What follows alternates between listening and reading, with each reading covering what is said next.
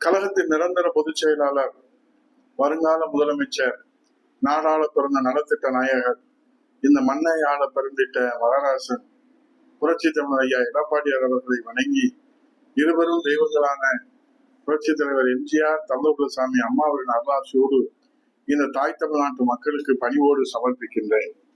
5 தொகுதி இடைத்தேர்தல் தடையை நீக்க கோரி விராலிமலை ஜி. விஜயபாஸ்கர், கரூர் எம்.ஆர். விஜயபாஸ்கர் ஹைகோர்ட்டில் மனு தாக்கல் செய்திருப்பதாக செய்திகள் வெளிவந்திருக்கின்றன.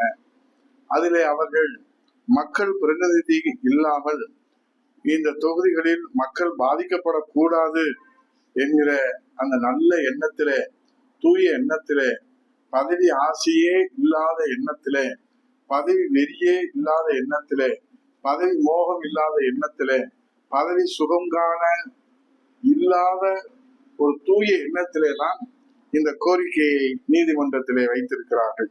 எவ்வளவு அக்கறை மக்கள் மீது இந்த விராலிமலை விஜயபாஸ்கருக்கும் கரூர் விஜயபாஸ்கருக்கும் நடந்து முடிந்த தேர்தலிலே புரட்சி தமிழர் ஐயா எடப்பாடியாரை முதலமைச்சராக முன்னிறுத்தி இரட்டை இலை சின்னத்தை தேர்தல் ஆணையத்திலிருந்து ஏபாம் சிபாமில பொதுச் செயலாளராக புரட்சி தமிழர் ஐயா எடப்பாடியார் கையொப்பமிட்டு அவர்களுக்கு தேர்தலிலே வெற்றி பெறுவதற்காக தேர்தல் பிரச்சாரத்தை முன்னெடுத்து அந்த தொகுதியில் அந்த மாவட்ட மக்களும் அந்த தொகுதியுடைய தொண்டர்களும் இரவு பகல் பாராது, ஊர் உறக்கம் பாராது, அனைத்து இந்திய அண்ணா திராவிட முன்னேற்ற கழகம் கொடுத்த வாய்ப்பினை பொதுச் செயலாளர் அறிவித்த அந்த அறிவிப்பை தலைமேற்கொண்டு இரவு பகல் பாராது ரத்தம் சிந்தி வேர்வையை ரத்தமாக்கி உழைத்து அவர்களை வெற்றி பெற வைத்து அந்த தொகுதியுடைய மக்களும் வாக்களித்து இரட்டை இலையிலே 2 பேர்களை வெற்றி பெற வைத்தார்கள்.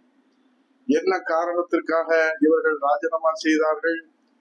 அவர்களுக்கு இனிமேல் மக்கள் பணி செய்ய முடியாத மனநிலை பாதிக்கப்பட்டு விட்டதா, அல்லது மக்கள் பணி செய்ய முடியாத ஒரு நிலைக்கு தள்ளப்பட்டு விட்டார்களா? உடல் ரீதியாகவா, மன ரீதியாகவா, பொது வாழ்க்கைக்கு தகுதி இல்லாமல் போய்விட்டார்களா, அல்லது இனிமேல் அவர்களால் நடமாட முடியாதா பொது வெளியில? என்ன காரணத்தினாலே ராஜினாமா செய்தார்கள்? நீதிமன்றத்திலே மக்கள் பிரதிநிதி இல்லாமல் தொகுதி மக்கள் பாதிக்கப்படக்கூடாது என்று சொல்லுகிற அவர்கள், நாங்கள் இந்த மக்கள் பிரச்சனைக்காக, இந்த மக்கள் தேவைக்காக, இந்த மக்கள் விருப்பத்திற்காக, இந்த மக்களின் உரிமை காப்பதற்காக, இந்த மக்களின் பாதுகாப்பு அரணா இருப்பதற்காக ராஜினாமா செய்தோம் என்று அவர்கள் நீதிமன்றத்திலேயோ மக்கள் மன்றத்திலேயோ சட்டமன்றத்திலேயோ அவர்கள் எங்கே விரும்புகிறாரோ அங்கே இதற்கு விளக்கம் சொல்ல முன் வருவார்களாம்.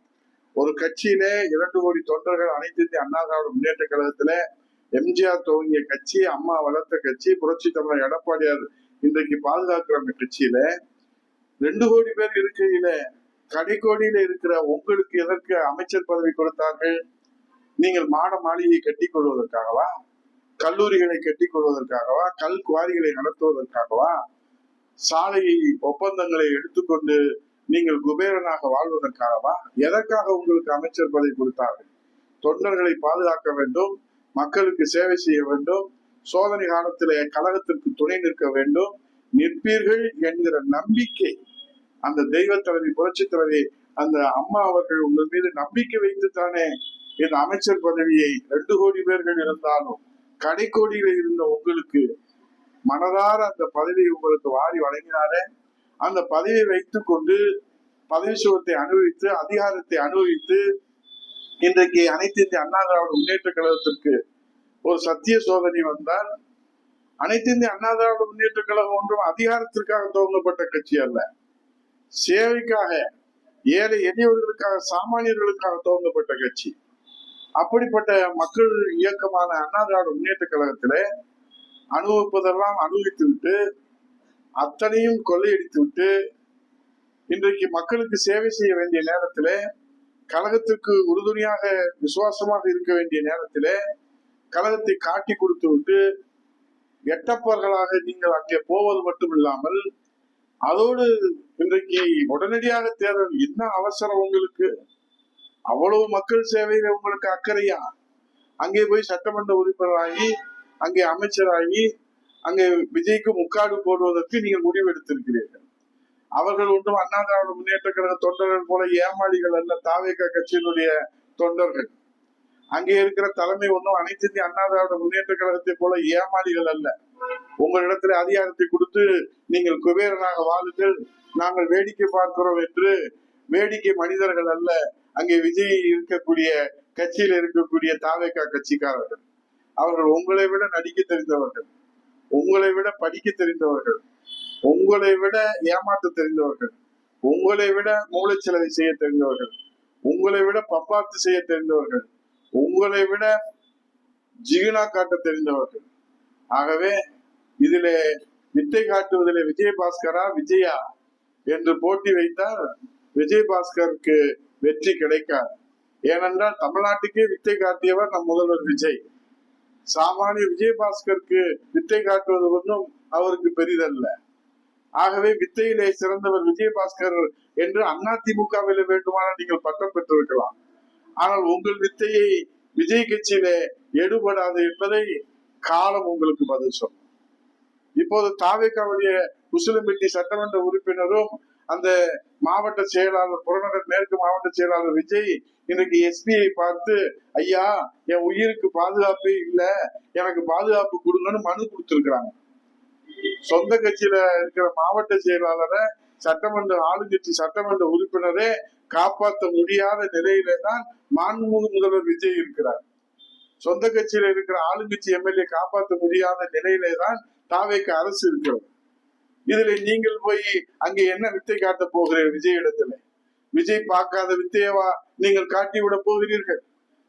புரட்சி தமிழர் ஐயா எடப்பாடியார் அவர்களுக்கு ஒரு எளியவர், பண்பாளர், சாமானியர், மன்னராக இருந்து அந்த மன்னருக்கு மகனாக பிறந்து மீண்டும் மன்னராக மகனும் சுட்டிக் கொள்வது வரலாறு அல்ல.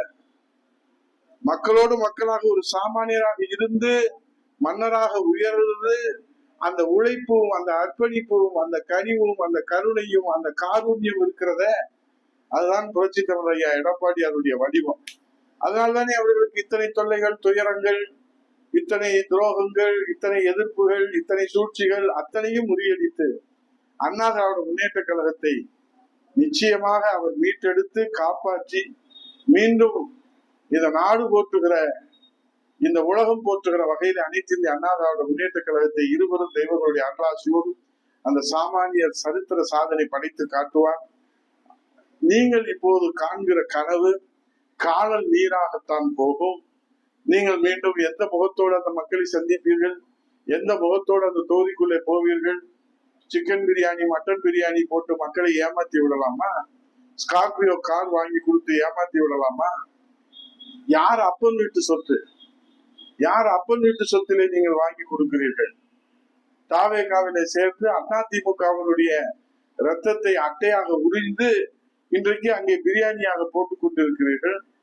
கார் பவனி வருவதற்கு தாவேகா கட்சிக்காரர்களுக்கு ஒன்று சொல்லுகிறேன் விஜயபாஸ்கர் அவர்களே, நீங்கள் தங்கத்தை உருக்கி வைரத்தையும் மாணிக்க கல்களையும் பதித்து விஜய்க்கு கிரீடமாக சூட்டினாலும் உங்களை ஒரு பைத்தியக்காரனும் நம்ப மாட்டான் என்பதை, ஏனென்றால் உங்கள் வித்தையை, உங்களுடைய துரோகத்தை, உங்களுடைய சூழ்ச்சியை, சூதுகளை அதிமுகவை விட தாவேகா கட்சி மிக தெளிவாக புரிந்து வைத்திருப்பார்கள்.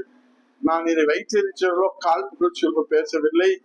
நிச்சயமாக இவ்வளவு பதவிகளை கொடுத்து, இவ்வளவு அதிகாரத்தை கொடுத்து, இவ்வளவு செல்வாக்கை கொடுத்து, இவ்வளவு பொருளாதாரத்தை கொடுத்து, இவ்வளவு உயரத்திலே வைத்த அதிமுகவை காலிலே தூக்கி போட்ட மிதிக்கிற இந்த விஜயபாஸ்கர்களுக்கு விஜயை தூக்கி போட்டு மிதிப்பதற்கு எவ்வளவு நேரமாகும் என்ற அந்த ஒற்றை கேள்வியை மட்டும் தாவேகா முன்பு வைத்து இந்த வழக்கு தொடுப்பதற்கு வெக்கமில்லை, மானமில்லை, ரோசம் இல்லை. சோத்துல உப்பு போட்டு சாப்பிடுறீங்களா இல்லையா? தேர்தல் வழக்கு இருக்கிறது என்று நீதிமன்றம் உத்தரவிட்டதற்கு பிறகும் தேர்தல் ஆணையம் இதிலே குதிரை பேரம் நடந்திருக்கிறது என்பதும் கட்சி தாவல் தடை சட்டத்திலே நடவடிக்கை எடுக்க வேண்டும் என்பதும் நிலுவையில் இருக்கிற போது உங்களுக்கு இடைத்தேர்தல் அவசரமாக நடத்தி உங்களுக்கு அமைச்சராக மகுடம் சூட்டுவதற்கு இங்கு இருப்பவர்கள் தமிழ்நாட்டு மக்களும் ஒன்றும் தெரியாத அப்பாவிகள் அல்ல, எல்லாம் தெரிந்தவர்கள், மேதைகள். உங்களுக்கு தக்க பாடத்தை நிச்சயமாக மக்கள் புரிய வைப்பார்கள், பாடத்தை எடுப்பார்கள், பாடத்தை நடத்தி காட்டுவார்கள் என்று 2 விஜயபாஸ்கர்களுக்கும் காலம் தக்க பாடத்தை புகட்டும். மக்கள் அந்த தீர்ப்பை எழுதுவார்கள். அதுவரை பொறுத்திருப்போம். நன்றி, வணக்கம். கழகத்தின் நிரந்தர பொதுச் செயலாளர், வருங்கால முதலமைச்சர், நாடாள பிறந்த நலத்திட்ட நாயகர்